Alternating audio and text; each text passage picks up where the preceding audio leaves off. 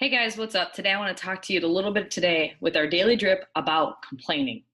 So the moment we are complaining about something, we really need to change it. Most of us get caught up in this gossiping with our friends about all this negative shit that keeps, really putting us into this spiral down every conversation that we have. So like we'll start out with like, my boss is a jerk. I hate my job. Becky is such a my life is worth blah blah blah blah blah, but this is normally the problem is that we have some just boring conversations. Like we're complaining to complain because that's all we know. Like, we get wrapped up in our own little wet pant load of normal conversations that everything is terrible and there's barely any good in the world. If that's what you think, I'm sorry guys, it's your fault. Like it- it's our perspective about what goes on in our lives and how we present that information to our friends and family and acquaintances that we like encounter every single day. It's 100% our responsibility to share with that person what our perspective is on a certain issue. However, you own the rights to your perspective. The more that you feed the negative beast about all that shit that's going down in your head, your mind, you strip that person of the potential to see all of the amazing things that you're actually going on and doing right in front of you. So the more you complain, the deeper the hole that you kind of dig yourself into when it comes to negativity.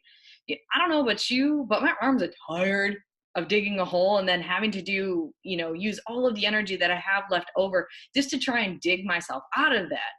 It's tiring, because all of a sudden what happens is that I'm in a 10-foot hole for no reason that I managed to dig the trench for. And now I got to literally pull myself out every single time. But all I have to do though is seemingly make a small shift just in the thinking to be able to get yourself out. It's that easy. I think the other parts of this though is that we also allow others to fill up our bubble, with negativity and start these kind of negative conversations. Like you kind of reach out to like a coworker to see how things are going. And the first thing that we talk about is complaining about all the workload we have to do, or so and so is doing this and da da da da da da da. Like, what is it actually getting us? We're not really being productive in anything that we're doing other than complaining. So it's our responsibility also to correct this too. When I was working in corporate America, there was a lot of those kind of conversations, but you have the ability to redirect that with somebody, just say, hey, the weather's awesome today. Did you get a chance to get outside, or did you get to roll down your windows? What kind of music did you listen to? You have the ability to decide what your negativity threshold is. And if you stick to it like it's tattooed on your wrist or on your forehead, that you always see it, there's no way that anybody's going to invade that bubble for you. I was going to say tattoo, like I said, obviously on your whole forehead, but come on, half of us struggle to even read backwards, let alone trying to find a mirror to read whatever it is written backwards on there. It's hard. you know, Keeping your negativity bubble is very small and close to yourself, so that there isn't a whole lot of room to be able to be filled up with.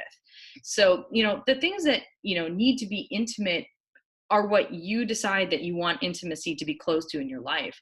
And it's your responsibility to make sure that if something comes in there, you protect it like you're a mama bear, not letting any of that happen for that to happen to you. So no, now I'm not saying to be downright mean with someone, who kind of is always down that like negative boulevard. I've done it. It's not pretty. We've all done it. But sometimes we just need to stop people in their tracks by asking them, if they really mean what they're saying now, if they're having your time to listen, or they're asking for your advice, the negativity piece has to be at a minimum, because none of us have the time or the brain capacity to want to do that or have to deal with it. So just by simply asking that person, it allows them to pause and see what they're actually spewing is indeed productive to you and to them, to make sure that they actually want to talk to you about something that's meaningful. So complaining, bitching, and downright gossiping is 100% in your control. So choose your words and your thoughts wisely. Have a great day.